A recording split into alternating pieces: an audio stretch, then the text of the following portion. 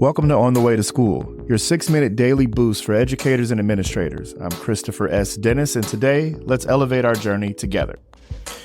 Good morning, people. Welcome to On the Way to School. We are back at it after a Labor Day break and a really big and fun weekend.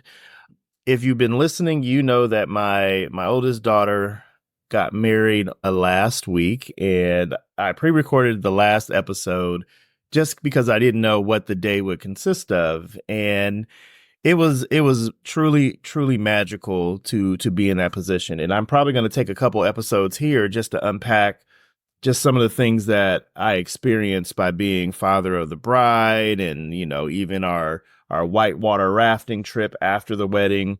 There's just so many life analogies and metaphors that showed up for me. And I'm really blessed and honored to have had that opportunity. But so on the way to school this morning, I'll just kind of start with a couple things.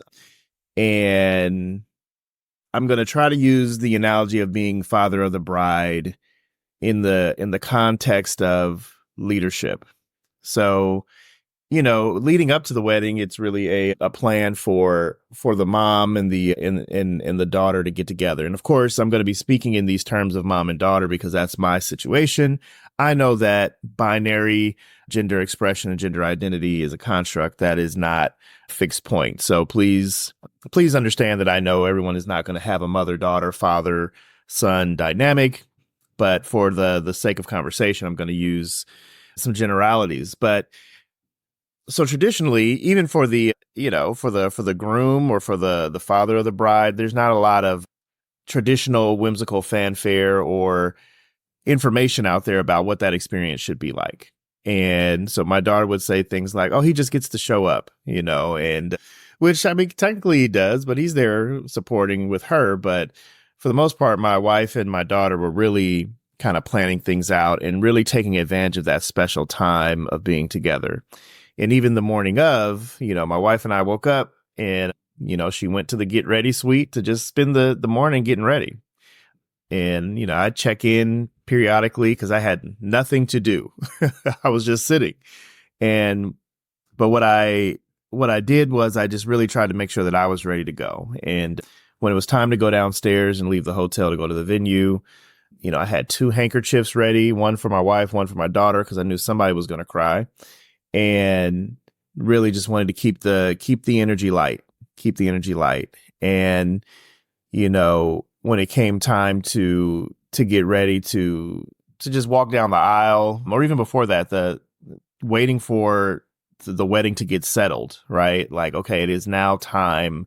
We are starting the ceremony.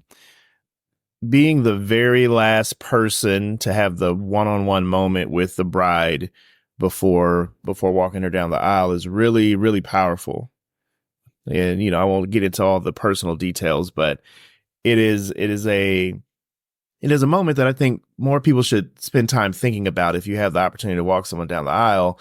And some people are going to be nervous. Some people are going to be excited. Some people are going to be just, you know, chill, you know, but knowing that you have that important moment and your job is to be calm as they prepare to take the next step in their life is truly remarkable to have access to.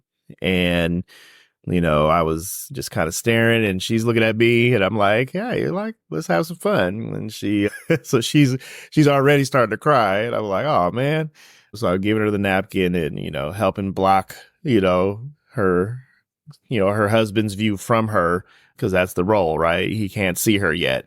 So I'm blocking her from everybody as we walk down this path, but just sitting there being calm. And then when it's time to start walking, just giving her that pep talk and just having a good time as we get there is just beautiful. And then also, once you get to the altar as the dad or the person giving the bride away, or this person away, they ask you questions, you know, so they stated my name and asked, you know, do I agree to give this woman away to her husband? And I'm like, whoa, that's a very powerful dynamic to be asked and to do these formalities. And I know they're traditional formalities, but when I think about it from a leadership perspective, it's like you can care for a thing for so long and wish the best for it and be responsible and be accountable. And when the time is right, and the time is right when the person lets you know that it's time for them to move on and for them to transition to the next thing, you have to be responsible, accountable, and ready to let that thing go. And in this case, it was, yes, letting my child go off into the next chapter of life. She goes from one last name to another last name. And it's a very patriarchal, concept that I'm speaking through. But I think, as leaders, we can be accountable and responsible. And we also have to be able to let go. We have to be able to let people transition to their next thing. And when you celebrate somebody transitioning to the next thing, celebrate it with the same joy and energy that you celebrated the original, opportunity for it to be in your care.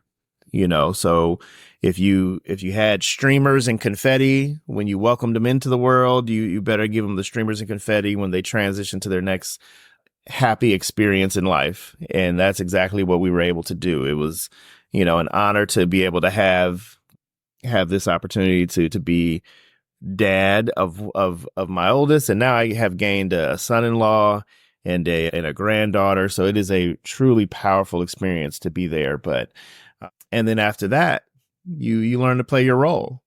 You have to step back. So the party was great, and I was there with my dad, and I was like, man, it's fascinating seeing this as being on the other side of this experience of a parent where these are her friends at her wedding. This isn't a family event where it's, we've curated the guest list for who normally shows up to things. This is hers. And to be a fan in the seats for her journey in her life is truly, truly amazing. So again, not a ton of school related details on the way to school this morning, but I just wanted to share my experience with being father of the bride in that way. And I hope this truly helps you. And tomorrow we're going to talk about my analogy of sitting in the front of a raft, going whitewater rafting with my son-in-law, my daughter, and my wife. So that's going to be a good one. So hopefully there's something in here that helps you on your journey on the way to school. Take care. Thanks for joining me on the way to school. Stay inspired, stay motivated, and keep making a difference. I'm Christopher S. Dennis. See you tomorrow.